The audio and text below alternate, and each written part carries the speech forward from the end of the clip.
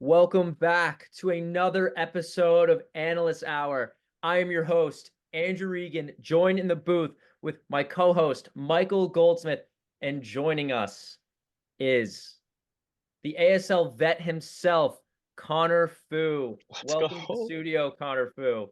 It's a Let's go. pleasure to Happy to have be you. here. Let's go. Absolute pleasure to have you. We T minus a little bit over 1 week until the season kicks off. We have a lot to go through. We're going to go through week one matchups. We're going to go through end of the year predictions, deep dive into every matchup, into every pick. Before we start off, though, Connor, we would love to do our little icebreaker. Please give us your ASL hot take. Yeah, so I don't know how hot this take is. It might already be happening, but my hot take is that Tyler Beraldi will earn the starting job over CJ. And I think he will rival Pat in points this year. Wow. I love that take. Please, let's unpack that. Break that down for us. Yeah, so I think to start, I mean, we've obviously seen over the past however many years, 3 years, I guess. Um, if you let Steve and Pat beat you, they're going to beat you and they're going to win the title. I think everybody knows that. Everyone's aware of that. And I think this year, especially with the new draft, people are going to do everything they can to make someone else on that team beat them. I think Tyler and CJ are obviously very capable players, but the point of the draft is to kind of water down Steve's team as much as possible. So Steve's going to average 12, 13, whatever. Not really anything you can do about that. But other than those points, I think teams are going to do everything they can to make either Tyler or CJ beat them. And I think that'll make Tyler have to kind of take a bigger role on that team. I think that's a really good point, Connor. Obviously, when teams match up against Steven and Pat, their sole focus is on Steven and Pat. With that being Yeah. said, that's going to open the opportunity for a CJ or a Tyler to have a greater foundation to kind of show what they have. Obviously, you're paying CJ for the defense and you're paying Tyler for the offense. So that obviously that scheme favors Tyler. So if Tyler is able to put the ball in the hoop more often than not, I think you're right. I think that will be beneficial for the Dogs to give Beraldi the start. And if Pat is getting locked down, which I think a lot of teams are going to try to do, that's obviously going to give the opportunity for Tyler to put, 4, 5 points up a game. Yeah. Yeah, I can see that happening. I think that's a great hot take. Mike, what do you think? Yeah, I mean, I completely agree. I think too, Tyler, granted he's one of the shorter players. He can hold his own on defense, and that does matter because obviously you do want CJ's size and frame there on the defensive end, getting rebounds, but Tyler can hold his own on defense. And as we discussed, Steve Shaw, now that he doesn't have Pat and AJ or Pat and Costa, now that it's Brawley and CJ, he's going to face a ton of double teams. And it's going to bring a lot more opportunity for the rest of his squad. And that's great news for Beraldi, who, with an aggressive shot profile last season, had the best season of his career. And you can only assume he's going to get better this year. And if Steve uses him the right way, he should have a great year. And he definitely is qualified to earn the starting job. And as a fourth man, I hope he does for fourth man of the year running. So I think it's a good take and very well could happen. Mike, One you thing I want to clear all up, the time. I Go ahead. I think we were like you were saying, teams are going to lock up Pat. I think the biggest thing is that he's like very capable of scoring one on one. So I think teams are going to, even if he has the ball, even send another guy. So I think that's going to lead to a lot of like almost wide open shots for Tyler, just because he's so good offensively. He's honestly improved since last season. I played with him a couple times. So yeah, I think that's pretty much the biggest reason for me. Yeah, Mike and I talk about all the time and how like when it comes to street ball, a good chunk of the process is confidence. And Tyler must be riding, the largest confidence he's had since day one. He finally Mhm. broke through the barrier, got two of his awards that he's been nominated for numerous times. And I think if Steven gives him that starting spot, whether it be week one or week two, some point early in the season, I think that's kind of be the, straw that broke the camel's back. I think he's going to be incredibly trigger happy, which Tyler has shown when he catches heat has a lot of benefits that come with it. So Connor, I think you opened us up with a bang. I thought that was a great hot take. I'd be lying if I said I was thinking that 5 minutes ago, but now kind of walking through it, I think it's a very good possibility that could possibly come into fruition. So I love the take. Sweet. But we got business to conduct, boys. We're about 8 days away from opening day. Very anticipated season. We got a great rookie cast, obviously a great vet cast, and week one is set to be electric. So what I want to do is I want to go through each matchup with you guys. Courtesy of ChatGPT, I was able to submit the same information as I did last year. ChatGPT was able to give me some week one predictions and week one lines. So they're going to be our Vegas for today. So I want to go through each matchup with you guys. Then we're going to talk about who you have winning. And then based off the provided ChatGPT Vegas line, who you have covering that spread. So I'm going to kick us off just to kind of set the tone. For the first matchup, we have the Legion taking on the Black Bears. Something to keep in mind, and ChatGPT was aware of this, is that this will be a 100% captainless matchup, which means it's going to be Louis Gallegani, it's going to be George Kamboris, and Michael Goldsmith taking on Arvin Nunez, Cole Chingris, and Luke Pratty. This is why these are the matchups I, as a co-founder and co-commissioner, love, because it really shows the importance of drafting. It's awesome to watch the three guys who got drafted go head to head, and hopefully one of the captains be eccentric at the thought that they made the right choice in terms of drafting. So let's get into it.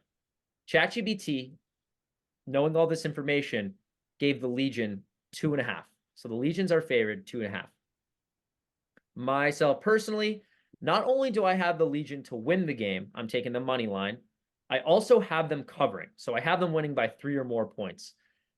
I think at the end of the day, the Legion are an offensive juggernaut, especially if you're going to take them, draft picks 1, 2, and 3 versus any other team's draft picks 1, 2, and 3. I think they have the privilege of not being so reliant offensively on their captain that a lot of other teams do.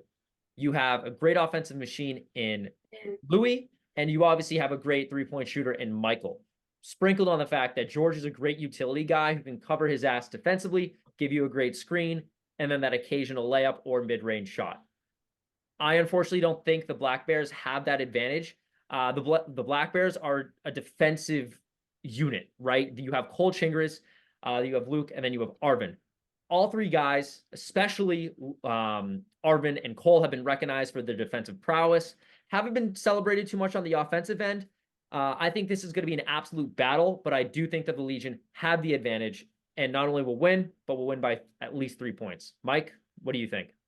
Yeah, I mean, obviously, I'm gonna take my team here with the Legion, but I think a big part of it is there's 6 players on the floor and only one true shot creator, and that's Louis Gallegani, and that's going to be a huge difference in terms of a lot of teams are going to depend on more passing and ball movement, but to have someone who can just create a shot and get their own space when only one of the 6 players on the floor can, and Louis, is huge. I do think the X factor in this game is going to be Arvin Nunez, because if the Black Bears are going to win this game, he needs to get hot. He needs to score at least 10 points, and he needs to open up the rest of the floor for Cole and Luke by hitting his threes. I think Cole and George is going to be an awesome physical matchup to watch. I think it's probably going to be a wash, slight edge to Cole maybe, but I don't think that's going to overcome it.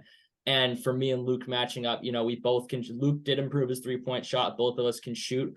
But a lot of us both kind of get left alone in most matchups, and Luke and I have kind of a mutual respect for each other's shot, and we'll both chase each other off ball and might nullify each other in the end of the day because of this. The respect we'll show each other's shot. But at the end of the day, I think having a true shot creator like Louis Gallegani is going to put us over the edge and give us the win and cover 2.5 points. Love it. Connor, what do you think?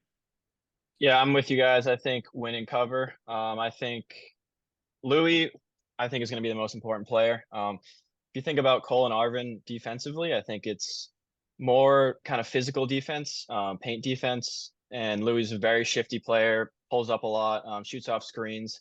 I think without Silva, defensively, I think he'd do great on Louis. He's a great defender, but I think they're going to struggle to contain those shots, especially with Mike on the outside stretching the floor.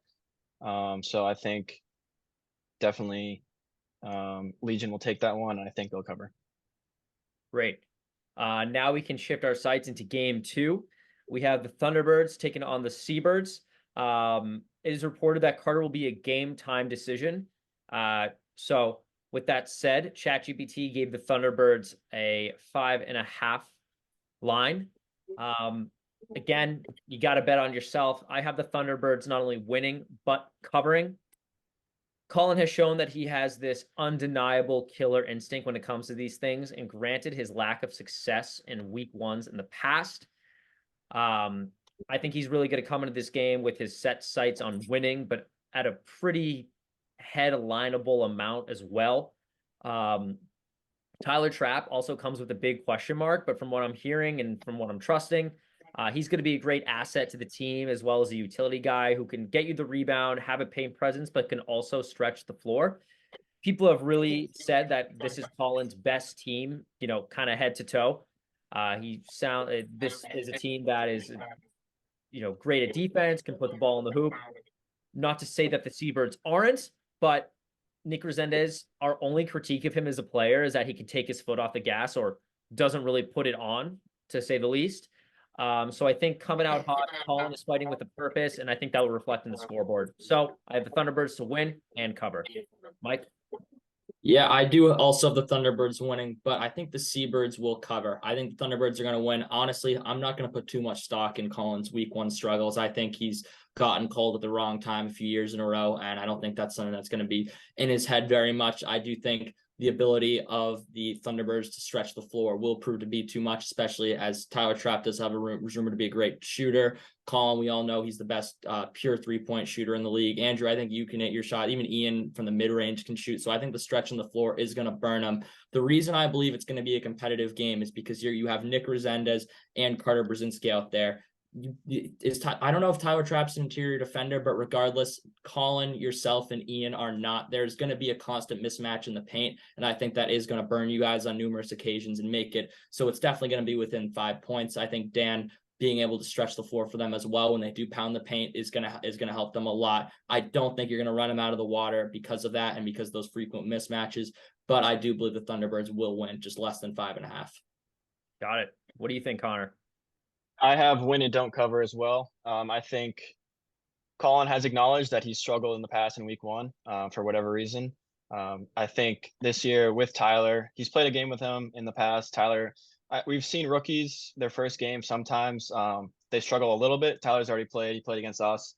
So I don't think there'll be any of that. I think they're going to come out hot. Colin wants to win week 1 and obviously got the team he wanted through the draft with you 3rd and Ian 4th. So yeah, I have them winning. All right. Now we're going to go over to the other conference. We're going to head over to the East. Game 1, we have technically game 3, but a game 1 in the East. It's going to be the Sizzlers taking on the Hoopers. Mburu is another game time decision. ChatGPT, knowing this, gave the Sizzlers 3.5. To be honest, I think the Sizzlers, this is the best team I think Connor has ever had. They are the guys who are the most in shape, have incredible size and incredible defensive prowess. We've seen shooting, we've seen finishing from them. However, there is one man on that other side that has really demonstrated that it does not matter who is standing in front of him, he will get the job done and making his teammates better along the way. And there's got to be that week 1 upset. So with that said, I'm going to take the Hoopers to win. And obviously that means the Sizzlers will not cover. I think Jack Curtin is an incredibly versatile and well-rounded point guard. And I think matched up with a guy in Campbell Prentice who has shown that not only does he understand basketball, but he can kind of fit into any scheme.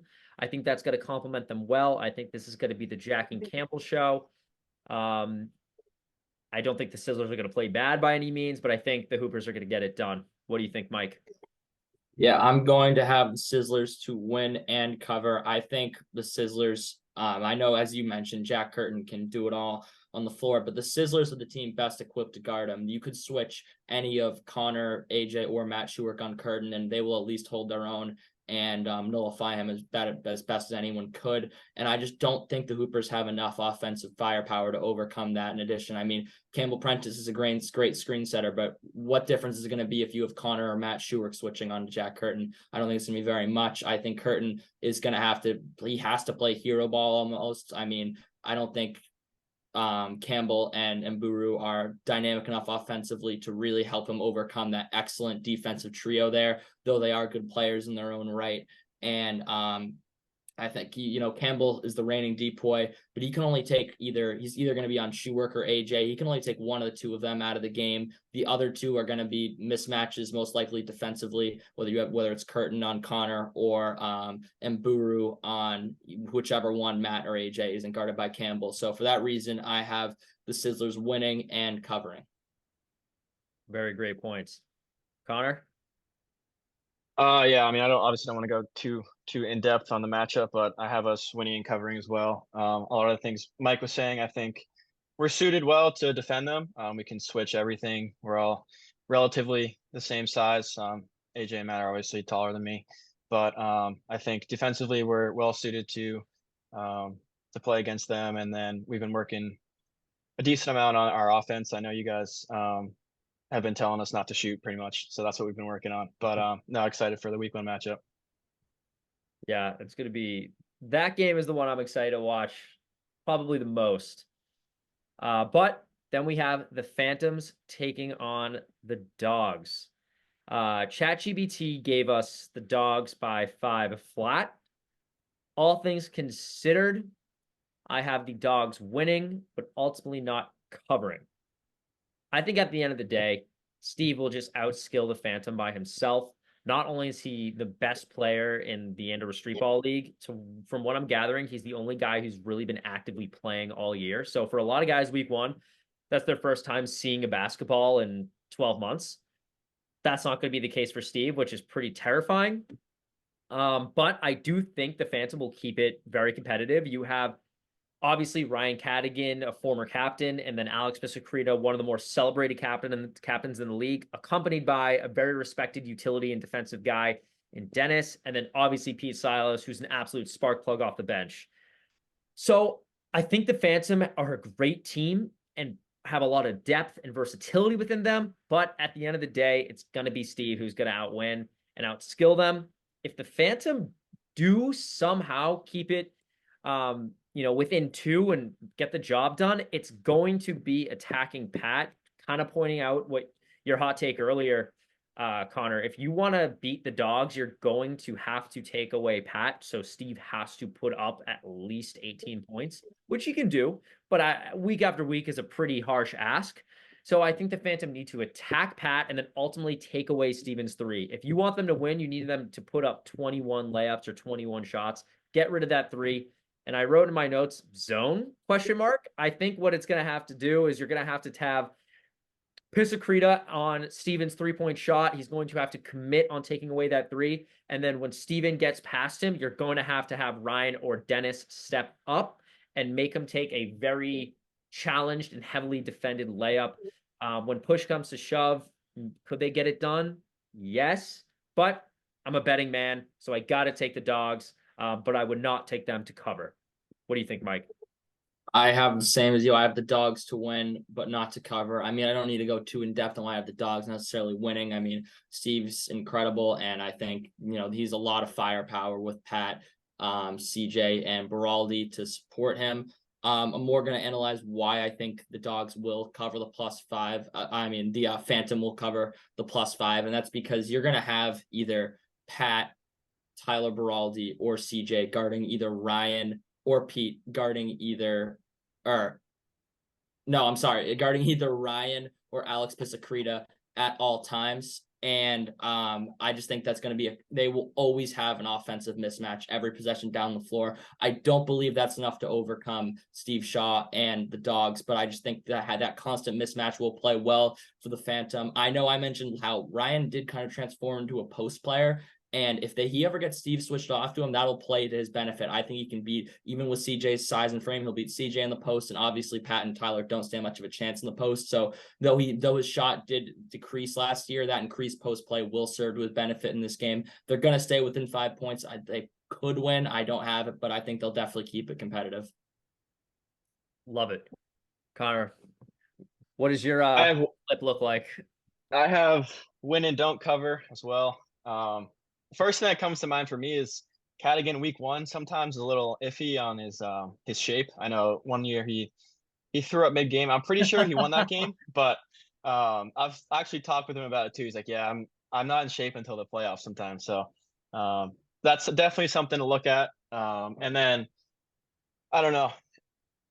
It's I'm obviously not in Steve's position. I haven't won the past 3 years, but he could be looking at week 1 as he's more looking for the playoffs. I don't know. I mean, maybe he's not 100% locked in and they keep it really tight. So that's kind of what I'm looking for. I still have the Dogs winning, but I think it'll be a close game. I think, like you guys were saying, the mismatches with Cadigan in the post will be definitely something to look at. I think it might be a little tough to get Steve switched off and not help because they don't have a ton of shooting on the outside. Dennis obviously isn't known for his range, but yeah, I mean, I think it'll be a really good game. Phantom's a really physical team. Piscarita's honestly, I think in my opinion, a little underrated captain. He's one of the best players in the league. So looking forward to that one. Yeah, it will absolutely be fun for sure. Now we can kind of look at week 1 as a whole. And I ask you guys to circle at least one team that you believe is a non-negotiable must win for week 1. We kind of were bouncing off ideas. It sounds like we have the same exact teams for the same exact reasons. So I'll take the privilege of sharing it. I believe all 3 of us have the Legion and Sizzlers need to win week 1 non-negotiable. And it sounds like the reasons are because they both have to play Colin and Steven in their following weeks. Mike, why don't you unpack that for us? Yeah, absolutely. Well, not only do they play Colin and Steven their following weeks, but both are going into this games as favorites. And if you're not going to win as a favorite over the matchups, whether it be the Legion playing the Black Bears in a capitalist matchup or the Sizzlers over the Hoopers, if you're not going to win as a favorite in that game, you're probably in trouble the next 2 weeks. Week 1 really sets the tone. And in addition, if you start 0-3, we know the Stampede started 0-3 and made the finals. That is an anomaly in this league. If you start 0-3, you are likely missing the playoffs unless you win 4 games straight, which is incredibly tough to do. And even then, you're not guaranteed a spot. So you really have to win week 1. And if you do lose if you're either the Sizzlers or the Legion, and you do lose to Colin and Steve the next 2 weeks, you can bounce back from 1 and 2. The difference between 1 and 2 and 0-3 is huge. And for that reason, both these teams need to do their job as the favorite and win the game. Connor, what do you think? Yeah, I mean, obviously those points. I think the bigger thing for me is that they're both divisional games.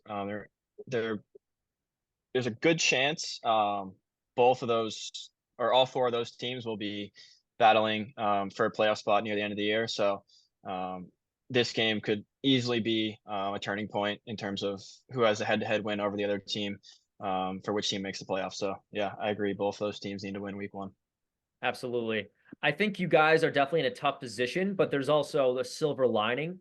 You guys are going to be smooth sailing after week 3. You obviously have your toughest matchups within the first. But 0-3 is not where you want to be. Exactly. And I don't think that's going to, there's a shot that doesn't happen for you guys, obviously. Right. I think the Sizzlers are in a better situation just because I think they're a better team than the Legion. So I think if I really were to circle one twice, it's got to be the Legion. You guys need to get the job done week 1. The chances of you guys starting 0-3 low, but it could absolutely happen. Legion, especially, you guys need to win. But you guys also have the privilege of getting your toughest matchups, especially your toughest interconference matchups, out of the way first. But also, you're not stuck with them in the doubleheader. So that one team, so obviously for the Legion, I'm talking about the Dogs, and obviously for the Sizzlers, I'm talking about the T-Birds. When push comes to shove, you guys don't need to face them in the doubleheader, which is notoriously the toughest week. And we've seen, the whole standings could just flip during doubleheader weekend, and you guys have the privilege of not really needing to have your toughest matchups during that time. So you got to steal one in the first 3 weeks. You guys are obviously well equipped to do it, especially Legion. You need to get the job done. But yeah, we all have the same teams for the week 1 non-negotiable must wins. I leaned on my resource in ChatGPT one more time for the next part of our show. I asked ChatGPT to generate the lines for total wins for each team this season. Obviously, even though it's 6 weeks, there's going to be 7 games. Historically, Mike, you can attest to this. Very rare we see a team win more than 4 games. Usually it's, 4-3 or 3-4s. We really have to turn to the tiebreakers to determine the seeding, which is pretty crazy. So, which is why when we go through each of these teams, the lines are very, very similar, and ChatGPT knows that. So, this is kind of going to be off the dome. Very similar structure to how we did the week 1 predictions of who's going to win and who's going to cover. Just tell me over or under. So we're going to start. I'll go last. We'll go Mike. We'll go Connor. Then I'll close it out. Legion, Mike. ChatGPT gave you guys an over/under line of 3.5. Do you have the Legion going over or under for those wins? I'm gonna say over, and I think it's probably gonna be 4 realistically, but I'm gonna go over. I think that the Legion are a very underrated team. Obviously, it's no secret size is a huge concern, but we have the talent to, and I think in the locker room we've discussed this, we could beat any team and we could lose to any team, and I believe that 4 of those times we will come out on top and exceed that 3.5. Got it. Connor, what do you think? I'm gonna go under. I think 3 wins. I mean, I had 2 wins last year, so it's not really a knock, but I think 3 wins is tough in this league. I think it's going to be an interesting team. We haven't really seen a purely offensive team in a while, I think. So it'll be interesting to kind of see how that works. And honestly, hope you guys prove me wrong. Hope Mike's putting up 8 a game, but yeah, I'm gonna go with under.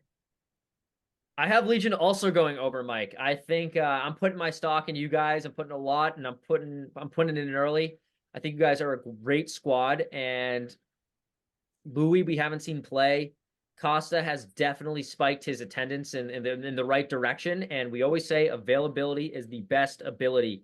Teams who show up more often than not win. Teams who buy in more often than not win. I see you guys with exactly 4 wins, and therefore I'm taking the over.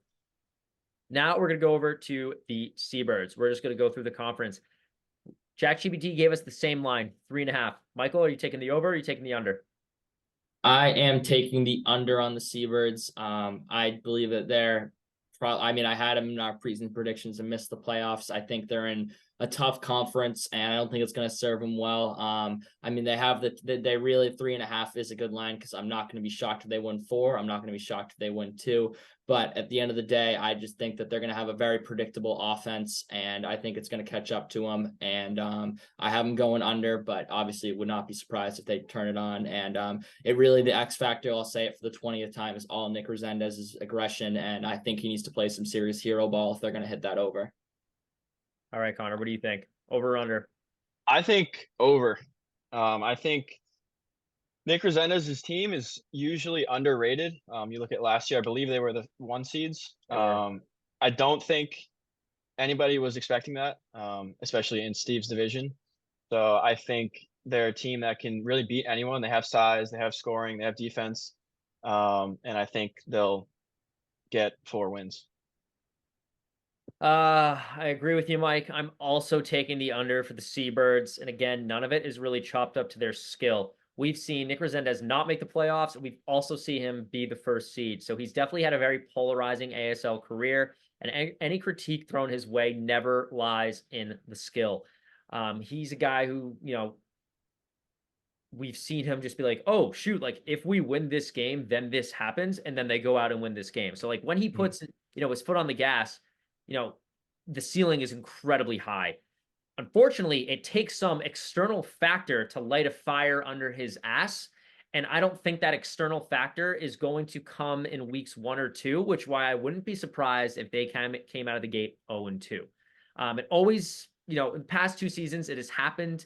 I'm afraid it's been, too little too late, but Last year, he had Ian Chowdhury in his ear, lighting his fire under his ass, and I'm looking at Dan Gerges to do the same this year. If I am a Seabirds fan, I'm going to be looking at the locker room presence of Dan Gerges to be in Nick's ear from week 1. Let him know the stakes of every game. Remind him how good he is, why he's a captain, why he doesn't get an early pick, why he should be here, and why he can take these games over. But it's not fair for me to say the entire success of the Seabirds rely on Dan Gerges' voice. So for that reason, I'm taking the under. Then we are going to go over to the Black Bears. Personally speaking, I'm really excited to watch the Black Bears play because I can see them being incredible, and then I can see them vastly underperforming. ChatGPT, though, has the over-under line sitting at 4 flat. So, Mike, do you have them over, under, or do you have them pushing this year? I have a push. I think 4-3 is a great. I mean, most teams finish 4-3 or 3-4. We talked about it earlier. I think this is a team that can finish 4-3. I think they're they stack right up there with the Sizzlers as the 2 best defensive teams in the league. Obviously, you know, you have a good mix of skill sets in terms of Arvin and Lucas shooting and Nick and Cole pounding the paint. I think it's going to serve them well. I do wonder if, obviously, I think if Arvin is as streaky as he's been in past seasons, then maybe you can clog the paint on them better. And Silva's 3-point shot is a bit of a question, but I do think they're going to find a way to win 4 games, just by, you know, having a great defensive captain, and a great defensive first and second round pick. And Luke has improved vastly as a shooter. So I'd be shocked if they don't win 4 games. Love it. Connor, do you have Bears over, under, or push? I would say push as well. I think 5's a lot of wins in this league. We don't see it a ton, but I think Nick Silva, you can obviously, when he's locked in, he's one of the best players in the league, offensively and defensively. He's a huge body, and the only thing is, you just, like, week 1, he's not going to be here. Attendance might be a factor.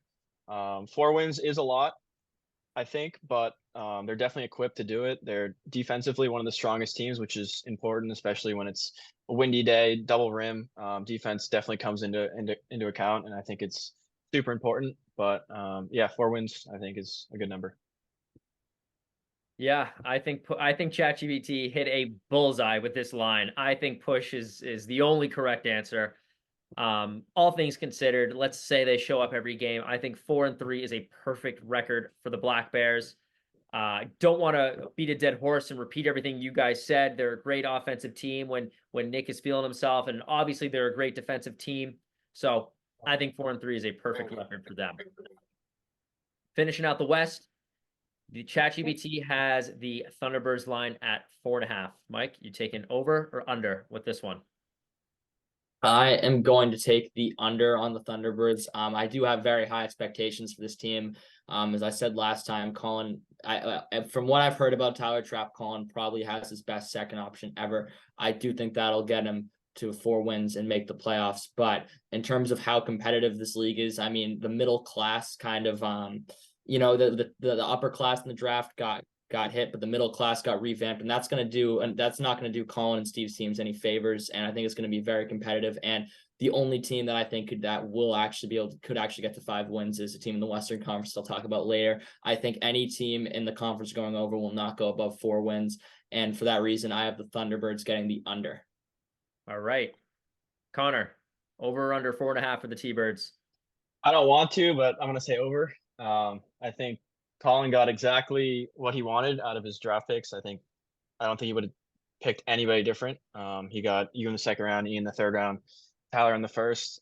He's obviously played with you a ton, played with Tyler a ton in the past, and he's proven over the past few seasons. I think he's been the first seed at least 2 or 3 of the seasons.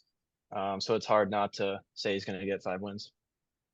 Yeah. If you can't bet on anyone else, if you can't bet on yourself, I also have the T-Birds hitting the over. Historically, Colin is the most successful regular season player.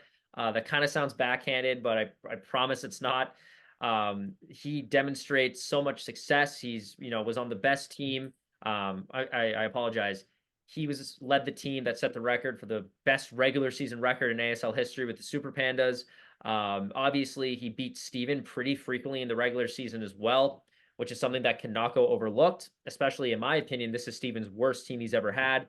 Not a spite at them, just with the growth of the middle class in the ASL is very hard, and the fixing of the draft, it was hard for Steven to get, the best guys available. So I think this is Colin's year to get 5 or 6 wins once more. He's always demonstrated success in the regular season. I don't see this year being any different. Andy, I don't know about Tyler, but in terms of me and Steven and Colin, we always show up. And I cannot emphasize that enough about how much that matters. But we'll close out the West. Why don't we head over to the East? ChatGPT gave us a line for the Sizzlers at 4 flat. Mike, over, under, or push for the Sizzlers? I'm gonna stick with how consistent I've been about being high on the Sizzlers. I'm gonna take them to go over. I think it's a very stacked team. I think Connor did make all the draft picks. I said this before. He was sitting in the Zoom room with us. I think their defense is gonna wear teams down. It's the second year in a row for Matt and Connor, and continuity is great. You've seen how well it's done for Steve and Pat. Continuity is huge in this league. I think they have a good balance of shooting, and if they're gonna attack the paint, as Connor said they will, then I think they're in a really good spot to win 5 of those games. All right, Connor, what do you think? Over, under, or push? I have to say over. I hope we win 7 games, but no, I mean, I think this year obviously the draft is different, but I think this is the best team I've had in the past few years. I think me, AJ, and Matt work well together. I've played a good amount with AJ, obviously played with Matt last year. I know the first thing you look at is there might be a lack of shooting, but I think AJ has really high basketball IQ. Matt as well, and he's just such a good athlete. I think we're going to be a really good defensive team, really good at rebounding, which I think is overlooked. I think it's pretty important in the league. And yeah, I think we're just going to have a fun team. Obviously, Owen as well. I've played with him a lot in the past, played with him in the 2v2 league recently. So I think it'll be a fun season, and I think we'll hopefully have success. Yeah. Mike, I'm in the same camp as you in the sense of that out of the gate, we've both been very high on the Sizzlers. I'm also going to take the over for the Sizzlers. I'm really happy, Connor, you did not jump ship on drafting Schuerk. You have kind of quietly struggled with attendance and having a full team. Like last year, obviously, you had to play Luke a lot of the time because Dan went down with an injury. And I think in the 2019 year, you didn't even make the playoffs because I think you had a vacation or whatever. So we haven't really more often than not, we haven't seen a full Connor Foose season. Mike and I have been very critical of your guys' shot selection, and it sounds like you guys have kind of took it to heart and have planned around it. Now you've added AJ Clark and Owen Bollinger to the squad. So not only, in my opinion, are you guys going to be playing better, you now have a better roster to go with that new strategy. If I were in the West on the Phantom Hoopers or Dogs, I would be, East with the Phantom Hoopers or Dogs, I'd be pretty terrified of you guys. You guys are a very full team. You guys are all in shape. You guys all show up. We've shown that you don't need more than 2 or 3 threes a game. I've seen you play, Connor. You've absolutely turned around your play style. You've been incredibly consistent and aggressive in the paint. You've taken much less 3-point shots, but you've made the same amount, which is great. Every possession now is far more productive. I'm very high on the Sizzlers, and therefore I'm going to take the over. Now we're going to go to the Phantom. ChatGPT gave the Phantom a line of 3.5. Michael, you've been pretty critical of the Phantom for a long time. Is it fair to assume you're gonna hammer the under on this one? I wouldn't say I'm gonna hammer it, but I'm gonna take it. I think I don't want to repeat what I did the exact same time the last segment, but I think the difference between them getting to over under here is if Ryan is able to stretch the floor like he used to be able to in previous seasons. There was a dip last season. It could very well be a one-off. It could very well be what he is now. And even if he is that, he still is a top 5 draftee. But that they really need someone to stretch the floor because Dennis is not going to be able to stretch the floor. That's not why they drafted him. They drafted him for good reason as an excellent defender he is and screen setter, but he's not going to be able to do that. Pete, we'll see. I mean, Pete is a very streaky shooter, as the many guys in the ASL are. So if Pete's on, maybe that could help him stretch the floor, but that's not someone you're going to want to bank on every game to get you 2 or 3 threes. And Alex, I think Alex is at his best when he's attacking the basket, and that's great. But at the end of the day, you need someone to be able to stretch that floor, so you can't just clog the paint on them every single time. And if Ryan isn't able to do that, they could be in trouble. And for that reason, I'm going to have him going under. Connor, do you agree or disagree? I disagree. I'm going to go over. I think a couple reasons. First, I think Dennis, when he's playing on a contending team, obviously last year was not, but I think he's a lot more locked in. He's a great defender when he's on a contending team. He just needs that motivation that he's actually got a shot to like win a title. So I think he's going to be a lot better this year. And I think the biggest thing for me is if you look at the last 2 years, when a captain's dropped down, you look at Ian last year with Resendez, they were the 1 seed. And then you look at Schuerk, he dropped down, I don't know if it's 2 or 3 years ago, but him and Ian won around in the playoffs. So you look back, it's a pretty good strategy to draft a captain who's fallen down. And it seems to have had success in the past. I think all of that and just Pisacreta in general, going to give you 110% every game. We all know that. So 4 wins, I think, is definitely possible. Yeah, Connor, I'm going to agree with you. I'm throwing the over, but I'm kind of wincing on it. Do you guys ever place a bet where you're just kind of like, you just do it and you're like, all right, I'll forget about it, worry about it later. Like that's the bet. That's the over I'm taking for the Phantom. I'm throwing it in quickly. I don't really want to look at it. As soon as I put it in, I feel like I'm going to regret it. But I'm going to take the over for the Phantom. Obviously, I'm very high in Ryan Cadigan, have been for a lot of years. I think he has the 3-point shot. That doesn't go away. I think all it's going to take is just a few warm-up shots week after week. Make sure he shows up in shape. That's a question mark. But I'm going to put all the pressure, obviously, on the captain. That's what you sign up for, being a captain. It's going to be Alex Pisacreta. Alex Pisacreta has demonstrated so much success as an individual player, especially for a guy who has a very simple approach to the game. He goes up with the left and it consistently goes in. But what I'm looking for Alex Pisacreta this year is to use Ryan Cadigan to his advantage. You have a guy who can finish the ball, finish it in the post, and don't put too much pressure for shooting on with Ryan just because you want him in the post for the majority of the game. But if Ryan can give you 1 to 2 threes a game, we can't act like Pisacreta can't put the 3 ball in either. So between the two of them, even though none of them are deemed sharpshooters, I think they can put their talent together and put in a few threes a game, which should put them over the hump. So I'm wincing. I'm looking through my hands, but I'm going to take the over on that one. Then we have the Hoopers. Like the Phantom, Seabirds, and Legion, the line is 3.5. Michael, over or under for the Hoopers? I am taking the under on the Hoopers as well.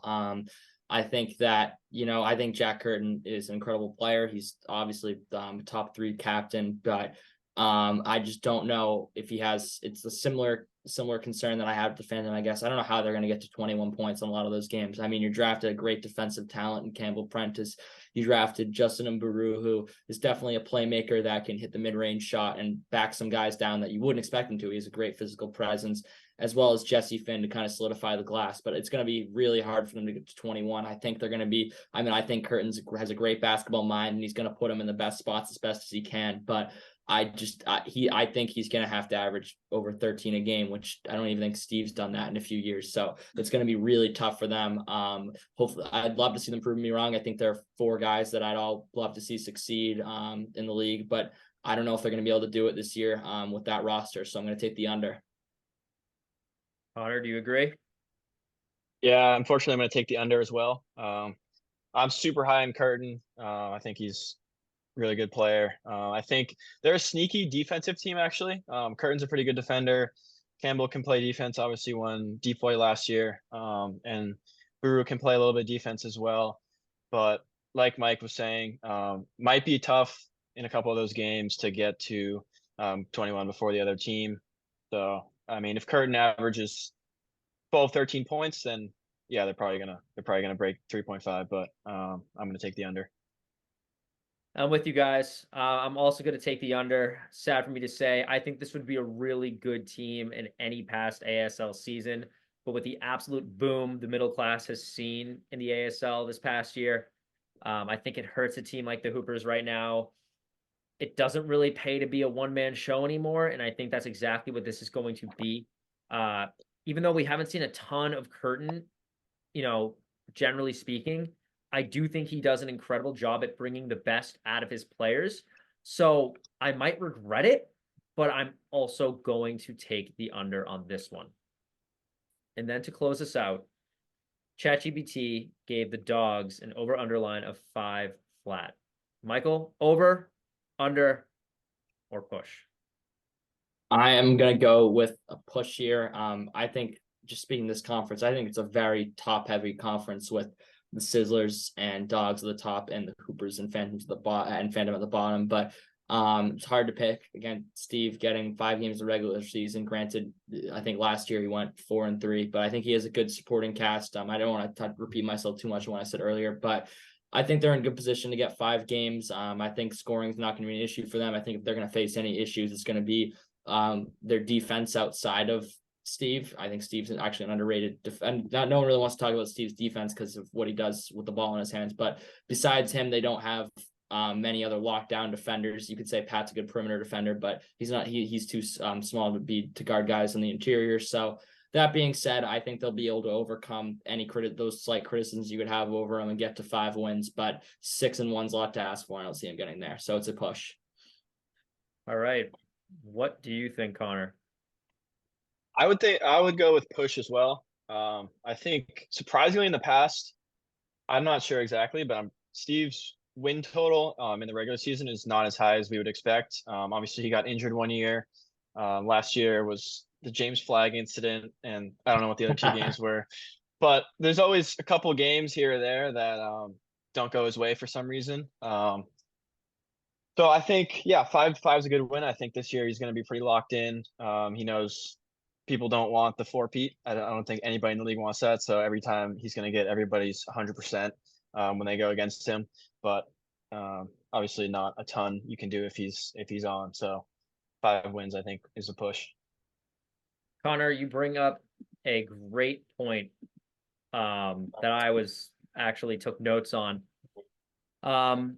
I think if you're a true sharp, you are hammering the dogs under with this 5.0 line.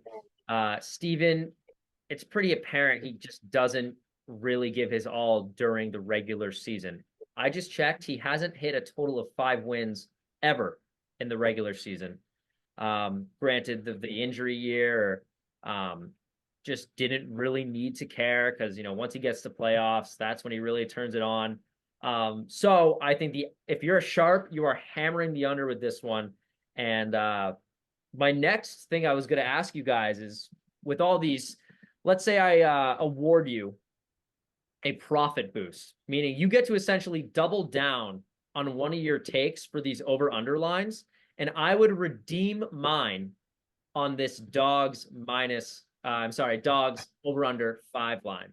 I think I'm going to make bank with that bet. But Michael, where are you going to put your profit boost? If I had to put it one spot, I would probably put it on the Phantom under 3.5, just because I love it. I love how much you hate them. I don't hate them. I could just sense it being I mean, Ryan was an excellent captain of mine for 3 years. I'm not high on them as a team as I am on some of their individual abilities. I mean, I don't need to analyze the same thing. I already said why I take their under, but that's probably where I'd go with my my under. All right, Connor, you get your one profit boost. Which line are you? I'm gonna go. Thunderbirds was 4.5. 4.5. I'm gonna go over on that. So you're gonna double down on that one. I think it's just hard to bet against Collins' regular season. I think the past, I don't even know how many years, but I feel like he's always like 6-1 or 5-2. So I would definitely put it on that one. Hey, that's music to my ears. All right. No, I take it back. We are going to head into our end of the year award predictions. they've always kind of been a toss up, but ever since this is our second year introducing like at least a group of 3 rookies, which always mixes it up. It's always fun, changes the dynamic a bit. But we don't need to, harp super strongly on any of these guys, but we'll obviously start with MVP. Mike, who do you have for MVP this year?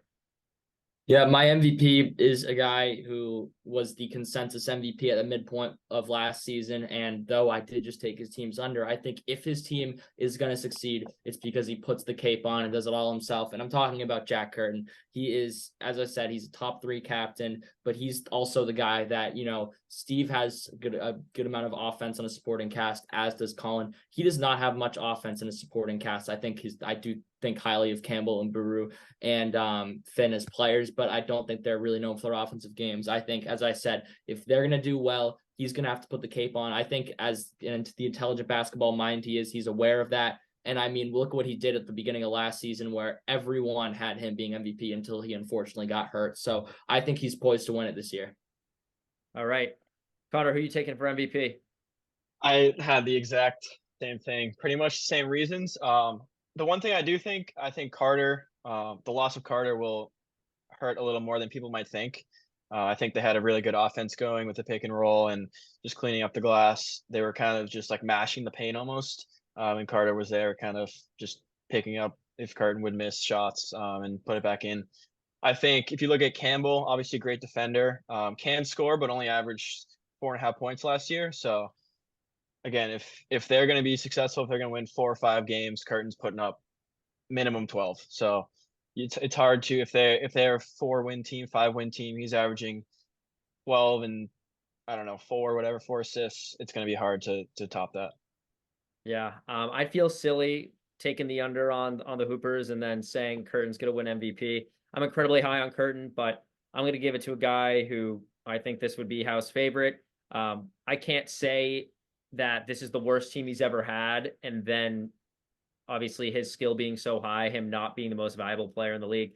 Hate to give you the boring answer, but I'm going to give it to Steve. Pretty confident in that take, but really, I'd be running around in circles if I were to elaborate any further. Let's hop over to Depoy. Mike, who do you have winning Depoy this year? Yeah, my Depoy winner. He's a veteran, and yet he wasn't nominated last year.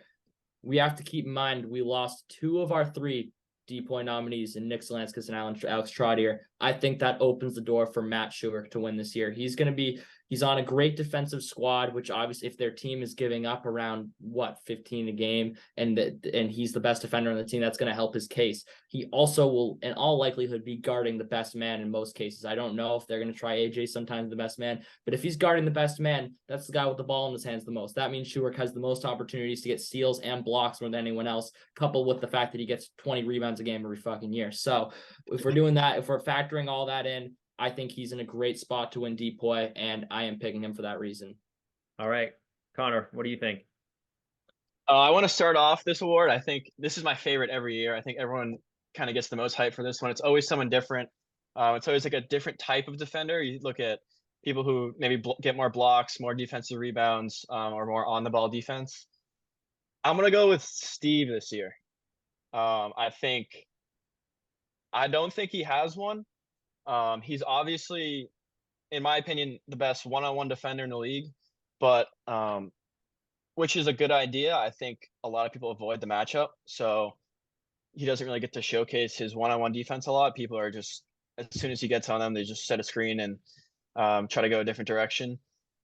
I think this year, with CJ and Tyler, he's gonna have to play. He's gonna have to find his way onto the better players. He can't just let the better players kind of abuse those matchups. So I think he's going to have a lot of one-on-one matchups and kind of excel in those matchups. And then I think he'll go into nominations if people vote for him. They do, but that's my pick for Depoy this year. I love that take. And I also think you hit the nail on the head that in the past, one year we'll award a guy who has a ton of blocks and a ton of steals. And then another year we'll award a guy who has a ton of defensive rebounds. And then the next year we'll award a guy who just doesn't have any defensive breakdowns. But doesn't really have like those crazy stealer block stats to back it up. With that said, I want to give it to a guy that checks at least 2 out of the 3 boxes. I would love to see him get that trifecta this year. So I'm going to make the prediction that Matt Schuerk is going to take home the Defensive Player of the Year award this year. We know he's the best rebounder the league has ever seen. I think he's an incredible on-ball defender, and you rarely see him fall victim to a defensive breakdown. But Mike, you said he is going to be guarding the best guy more often than not. Would love to see him also add a few steals and a few block tallies to his box score to kind of seal the deal. Now we will go to the role player of the year. This is our second year, right? Introducing the award. Yep. It's essentially the MVP for draftees. So, Mike, who is your MVP for the draftees? Yeah, and I think we lost a lot of great talented draftees: Nick Solanskis, Alex Trottier, Ian Chowdhury. I think this guy, he's getting some of his props as he finally should. He's been the definition of consistency in this league, and I think he improved last year. I'm talking about Pat Arsh. I think Pat Arsh is in a great situation, similar to what Connor touched on earlier. Teams are going to double Steve more than ever this year, and there's going to be a lot of weight on Pat's shoulders, as well as Baraldi and CJ, but especially Pat to step up. I think last year he exponentially improved that 3-point shot, and he needs to maintain that this year. I think he can. I think his dribble penetration is up there with the best in the league for draftees. So he's going to have, last year he still had to average decent amount of points a game. And he was out there for the most of the time with Steve Shaw and Costa, who are both shot hunters, and he still came out with a great season. He's going to be even better this year, and it's going to be tough for a role player to be in a better situation than Pat Arsh to come on top with the award. Great take and explanation. Connor, who do you have? I want to go with Schuerk. I think he's I don't know, 6-20 guy. I think stat wise, that's obviously when you think of a role player, plays his role perfectly. I can obviously speak to it as my teammate. He sets me up to do everything pretty much on the court: screens, post mismatches, gets me open threes where I can create off of that. You look at his defense; he plays defense. He usually guards the best player. So I mean, you think of role player, literally sets me up for all the success that I have. Plays defense, plays hard. So I'm gonna go with him. Love both picks.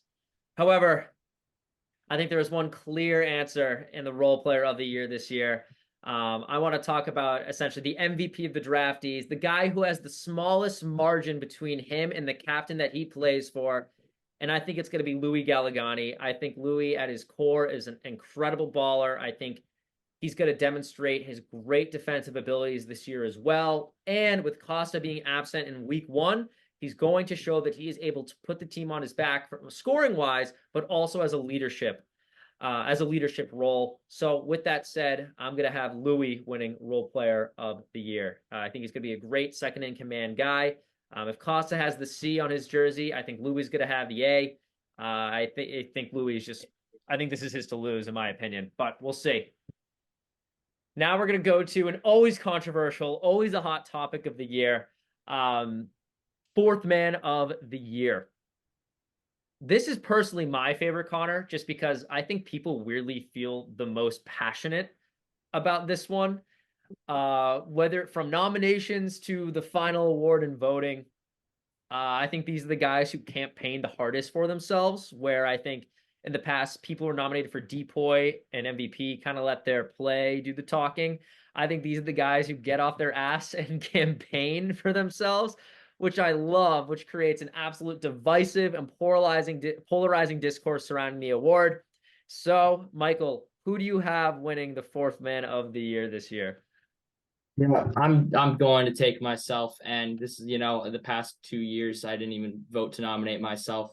But I really think I'm in a great position. I think I'm gonna, it's gonna come down to whether I'm hitting or missing my threes, and I'm in an excellent position right now in terms of I think I'm gonna have the most opportunities for shots. I think I'm gonna have the most opportunities for minutes that I've had in plenty of years, and I think that with 2 excellent ball handlers and facilitators in Louis and Costa, they're going to get me open. They're going to get doubled. And it's really going to be, I think I could very well be the best fourth man or the worst fourth man, depending on if I'm hitting my threes. I think it's really what it comes down to. I think in the ASL, I'm a lot more, I've been relatively one-dimensional, and there's not a lot of guys that do purely shoot in this league. And I think I have a great chance if I can knock down my threes to get that fourth man of the year award.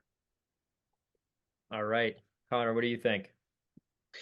Quick question: if Tyler starts, is he not allowed to get the award? So if Tyler starts 4 out of the 7 games, he loses eligibility to win fourth man Okay, of so the I year. can't. He's automatically out. Based on my take earlier. Yeah, But essentially, yes. But if he yeah, starts 3 out of the 7 games, he's eligible. I'm gonna take Mike as well. I've played with him a ton since the last season in the winter and um, in the spring. This spring, I think the biggest things for you, Mike, are gonna be opportunity and confidence. I think you can shoot. You got a couple moves in your bag now. It's just gonna be having the confidence to actually take those shots, and you're making them in the games we're playing, but in the actual games, you're just going to need to step up, and I think you will. So I'm going to go with you. I think those are two great reasonings to give Michael. I think, Mike, I think you have grown exponentially as a defender. I think you don't get enough credit for your driving and finishing. I think people just see you as a one-dimensional guy. I think that more chops up to your tendencies of just to shoot rather than demonstrating your bag, for lack of a better term. But just not to be boring, I got to hand the award to someone else. I think the fourth man of the year is finally going to go to Ian Hale. I think Ian has embodied what it means to be a fourth man better than anyone else. He comes in, he does what's expected of him, and he goes back to the bench. I am curious, though, to see if the league is just sick of the Ian charade in the sense of just playing under Colin. Colin says, stand there, do this, and Ian does that. I'm very curious to see if Ian doesn't catch any traction when it comes to voting, if he is nominated or if he doesn't even get a nomination, just because it's like, all right, how many times are you going to do the same thing? Like, you can't expect different results. But I am high on Ian's ability. I think he has a great offensive regimen that he can tap into. I'm expecting him to step up huge defensively this year because that's, as a fourth man, in my opinion, his biggest liability. So, assuming he covers his base there, I'll have Ian as fourth man of the year. Now we are going to head over to most improved. I would put most improved in the same camp as fourth man in the terms of like these guys typically campaign for themselves. Everyone has a different opinion because it's like, oh, is it most improved from game one to the last game, or is it from this year to last year? So Mike, who do you have as most improved this year? I mean, the way I've always seen most improved is these are all regular season awards. So who most improves from last regular season to this regular season. The reason I'm highlighting that is because last season, my pick, Kostas Antzopoulos, really struggled in the regular season. He finished with 2.8 points, believe it or not, despite having an excellent playoff run where even in games to 15 during those first 2 rounds, he averaged well above 2.8. And now this is his team. I think Costa, I've said this before, and I also even threw this in on our first episode that I thought he had a great opportunity to win for this reason. He never felt truly comfortable in his game because he's playing with the best player in the league. And, that's a lot of pressure. That's also going to make you naturally more passive and want to lean on that guy more. This is Costa's team now. He's running the show. He obviously has a great first round pick in Louis Gallegani to help him out with that, but he's going to get his shots. He's going to average well above 2.8. And if let's say Costa averages 7.5, 8 a game, I don't think any other player is going to have a 5-point jump in their post points per game, especially with increased efficiency too. So I think he has a really good shot to get most improved just because of his struggles in last regular season. Okay, Connor, your thoughts. Yeah, I want to start this one too. I might be the only captain who has and will be nominated and win that award. So I don't know if I don't think it's a good thing, but I'm gonna put the pressure on. I'm gonna go with Mike as well. I think he's gonna have a lot of opportunities this year. I think his stats are gonna go up. Sneaky rebounder. He'll come out of nowhere and take the ball from you. But yeah, I think he's been improving. I think he's gonna have a pretty big role in that team. They're a purely offensive team. Can play obviously some defense, but mostly offensive. And Mike is obviously a purely offensive player, so he fits the scheme well, and I think he's going to do well. Yeah. Although my take for most improved is different, I completely agree with you, Connor. I think this is Michael's best opportunity to fully demonstrate himself as a player at every single point in the game. I think Costa is a guy who's really shown that he's going to let his team handle the minutes. So I think as a fourth man, that worry or concern is out the window for Mike. I think he's going to get his minutes, and I think he's going to get his touches. I think Michael is living every fourth man's dream right now, playing under Costa, George, and Louis. Also, it's very apparent that they have faith in him. So again, it's up to Michael if he's gonna go through with winning fourth man and winning most improved. I think there's a fair shot he takes home one of them, considering everything. But another thing with most improved is it people's opinion is just so subjective. Is it numbers? Is it, improvement of numbers, and is improvement of the eye test? Like Costa, looked the same last year as he will this year. It's just his numbers, you're right, Michael, are going to jump. But I will defend the other side of the people and say that in terms as a skilled basketball player, Costa probably didn't improve this year and last year. However, there's one guy who I think is going to look completely different this year than he did last year. Not only with the ball in his hands, but he's going to look around 200 pounds lighter.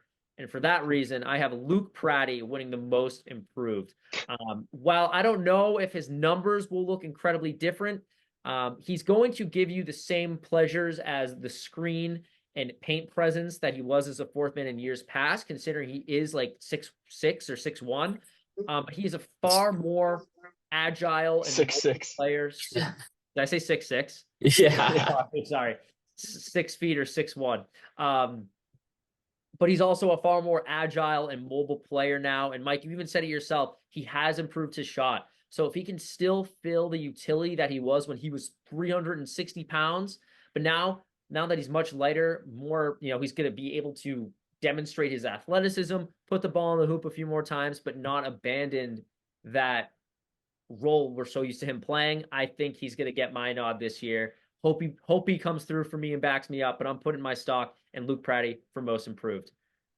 To round us out, we are going to go with the rookie of the year. So just to reiterate, and Michael, please correct me if I'm wrong, the people eligible for this award: Louis Gallegani, Tyler Trapp. We are going to go, it's Justin Mburu. Justin Mburu. So four people. CJ Puglisi. And CJ Puglisi. Thank you, Michael. So, Mike, who do you have winning rookie of the year? Well, I mean, and this is no disrespect to CJ, Jesse, or Justin, but I think this award is between two rookies, and that is Louis Gallegani and Tyler Trapp. And the reason I'm taking Louis is because I think the Legion are going to be far more dependent on Louis Gallegani than the T-Birds will be on Tyler Trapp. I think Louis, he's going to have the ball in his hands a lot more. He's definitely going to have more shots, considering, he's close to Costa's level, and with on the Thunderbirds, Colin is clear number one option. So I think Louis is going to have a lot more opportunities. It really is hard to analyze Tyler besides word of mouth. From what I've heard, I'll say it again, I think he's going to have a great year. I think he's going to do a lot of excellent things for Colin and free him up being a great second option. But Louis is undoubtedly going to have more shots, more opportunities, the ball in his hand more, and it's really his award to lose for that reason. All right, Connor, weigh in. Yeah, I would agree. I think it's a coin flip, to be honest, between Louis and Tyler. I would take Tyler. I think first because what I was talking about before with Colin's win total, I think they're going to be a really successful team. And he's obviously going to have to be a big part of that. I think starting off, Colin's going to really get on him and make sure he's locked in. So starting week 1, I think he's going to be a big part of that team. You and him both can set him up. He's a shooter. He can definitely score, which I think people look at in awards. He's going to average, I don't know, 6 to 8 points. No idea what he's going to average, but he can definitely score. He can defend. He can dribble. So I think he's going to pass the eye test. I think he's going to average a lot of points, and I think it's going to be a successful team. So I'm going to pick Tyler. Yeah. I think you're 100% right. Not to spite the other guys, but I think this is going to be a really tight race between two horses, being obviously Tyler and Louis. I had Louis for role player of the year, which can be kind of counterintuitive because the name says role player, but it means most valuable player, like the leader of the draftees. And then rookie of the year is kind of lone standing. With it being lone standing and completely separate from role player, I'm going to give it to Trap. I think Louis is going to be able to shine the most and therefore win MVP of the draftees, because the margin of skill between him and his captain are a lot smaller than Tyler and Colin. I think Louis is going to have a better opportunity to, bring more to the table. So therefore, I think he'll get the nod for role player. But with that being said, I think people are going to see the value that Trap is going to add for the team, despite his cap and ceiling being lower because he's playing under Colin. So in a perfectly balanced world, I think this award goes to Tyler Trap. All right, guys. Thank you so much for tuning in. Connor, thank you so much for joining us. It was such a pleasure. We kind of ran all over between week 1 and then end of the year, but we're excited nonetheless. T-minus 8 days at the time of this recording. Do you have any closing remarks for us, Connor, before we sign off? No, I mean, I've been waiting to come on this analyst hour for like 8 years or however long I've been in the league. So it was a great time, and I'm looking forward to week 1 and on the 19th. All right, Mike, any closing remarks before we sign off? No, yeah, I'm just happy to have Connor. I think it was a great episode, and I am more excited for this week 1 than I think I have been any other season. I think a lot of people share that same belief. It's going to be I think this will be our most exciting and competitive season yet. Just can't wait to get out there. Awesome. Fans at home, tune in for week 1, May 19th. It's going to be a banger. We'll see you guys next week.